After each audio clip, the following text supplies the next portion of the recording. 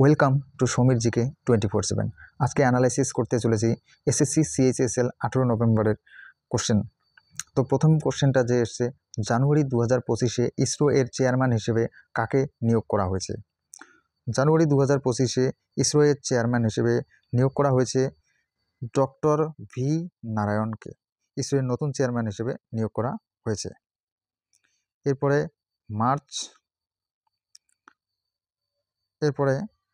March 2025-এ operation Brahma কোন দেশের জন্য শুরু করা হয়েছিল? অ্যান্সার, অপারেশন ব্রহ্মা মার্চ 2025-এ মায়ানমারের ভূমিকম্পে সহায়তা করার জন্য শুরু করা হয়েছিল। এরপরে কোশ্চেন, আসাম সরকার দ্বারা অপারেশন ফাল্কন শুরুর উদ্দেশ্য কী?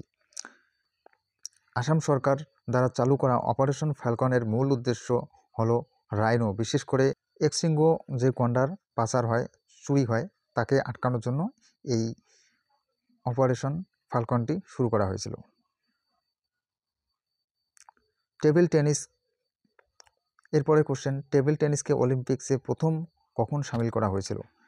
অ্যান্সার, টেবিল টেনিসকে প্রথমবার অলিম্পিকে অন্তর্ভুক্ত করা হয় 1988 সালের সিওল অলিম্পিকে। সেটা দক্ষিণ কোরিয়ায় আয়োজিত হয়েছিল। সেই বছর থেকেই টেবিল টেনিস আনুষ্ঠানিকভাবে অলিম্পিকে খেলা শুরু হয়। এরপরের কোশ্চেন, গণিতজ্ঞ শ্রীনিবাস রামানুজন কত বছর বয়সে মারা যান? অ্যান্সার, শ্রীনিবাস রামানুজন 32 বছর বয়সে মারা যান। এরপরের কোশ্চেন, 2011-এর জনগণনা অনুসারে ভারতের লিঙ্গানুপাত? অ্যান্সার, 2011 সালের জনগণনা অনুসারে ভারতের লিঙ্গানুপাত ছিল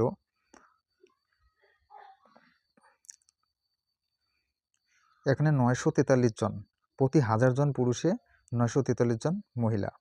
শিশুদের লিঙ্গানুপাত ছিল 919। এরপরে কোশ্চেন, হরপ্পা সভ্যতা কোন নদীর কিনারে অবস্থিত?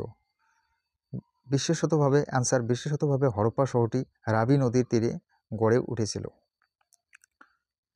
এরপরে কোশ্চেন, ভারতের জন্য সবচেয়ে বেশি এশিয়ান গেমসে মেডেল কে জিতেছেন? অ্যান্সার, ভারতের জন্য সবচেয়ে বেশি এশিয়ান গেমসে পদক জিতেছেন পিটি ঊষা। মোট 11টি পদক, 4টি সোনা এবং 7টি সিলভার। এরপরে question, trail guard AI system কোন রাষ্ট্রীয় উদ্যানে চালু করা হয়েছে? Answer, trail guard AI system ভারতের কিছু টাইগার রিজার্ভ এবং জাতীয় উদ্যানে চালু করা হয়েছে। উদাহরণস্বরূপভাবে কৃষ্ণা পেচ টাইগার ল্যান্ডস্কেপ মধ্যপ্রদেশে trail guard AI system install করা হয়েছে। এরপর হচ্ছে দুধুবা টাইগার রিজার্ভে পরীক্ষামূলকভাবে ব্যবহার করা হয়েছিল। এরপরে শিমলিপাল টাইগার রিজার্ভ ওড়িশাতে প্রায় 100 থেকে 150টি এআই ক্যামেরা আছে।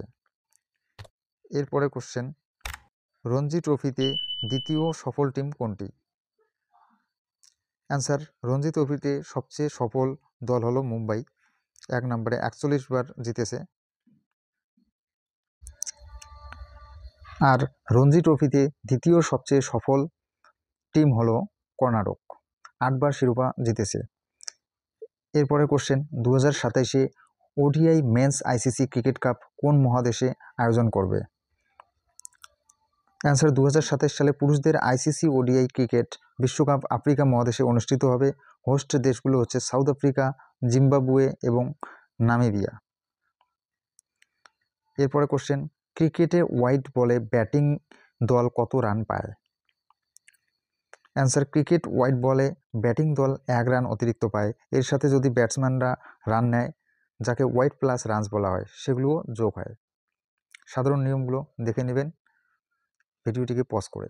এরপরে কোশ্চেন, ক্রিকেটে বল যদি নর্মাল ব্যাটিং রেঞ্জের বাইরে যায় তাকে কি বলে? ক্রিকেটে যখন বল ব্যাটসম্যানের স্বাভাবিক ব্যাটিং রেঞ্জের বাইরে চলে যায়, অর্থাৎ সেটা ব্যাটসম্যানের স্বাভাবিক ভঙ্গিতে দাঁড়িয়ে সহজে খেলতে পারবে না, তাকে হোয়াইট বল বলা হয়। এরপরে question, repayment of loans by the government is which type of expenditure? সরকার ঋণ পরিশোধের payment of loans by the government হলো পুঁজি ব্যয় ক্যাপিটাল এক্সপেন্ডিচার এটাকে বলা হয়। কারণ ঋণ পরিশোধ করলে সরকারের দায় কমে যায়, যা পুঁজি হিসেবে পরিবর্তন, তাই এটি রাজস্ব ব্যয় নয় বরং পুঁজি ব্যয় হিসেবে গণ্য হয়। এরপরে question, what should be সাবস্ট্রাক্টেড from gross national product to obtain net national product? Answer, gross national product থেকে নেট ন্যাশনাল প্রোডাক্ট পেতে যে জিনিসটি বাদ দিতে হয় তা হলো ডিপ্রেসিয়েশন, মূলধনের অপচয়। এরপরে কোশ্চেন,